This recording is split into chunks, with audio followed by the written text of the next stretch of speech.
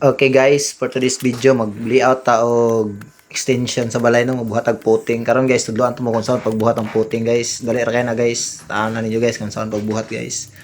Mag-extension ta guys para sa natay butangan nagchinilas di sa kuan no, sulod sa balay og napoy butangan naglingkuranan para kung natay bisita di lang palingkuron sa gawas guys. Una to buhaton guys, buhatag battle board guys, press ani guys o guys para libilado guys ug eskwalado guys. So yun nani guys, maglinsa ta guys para straight siya guys. Para linsa guys. Tapos eskwelahan para to guys. Dapat eskwelado siya guys kay para dili maghiwi-hiwi atong kuan guys. Ana guys, tanawa guys oh.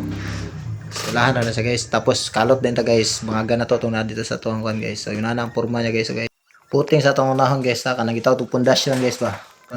Sa tinuod ni nagkalot guys. May pagkalot guys so guys. Basic ra guys. Gamit ang palita guys. Ana ra guys, simple okay na guys. Buhat din tagrang formas niya guys para makapurma ta guys para sa iyang puting guys. Mag-ready pa tag bakal guys para sa iyang dawilan tog bakal guys. Tapos masa-masa din ta guys. Ano pag masa guys, braga dula guys. Bago na to buhos ang masa guys, butan sa to graba. Tapos to gamay tubig bago na to buhusan guys para ligon siya kay guys. Ana, then butan pa tog dawil guys. Dawilan na to kay para na sa poste guys.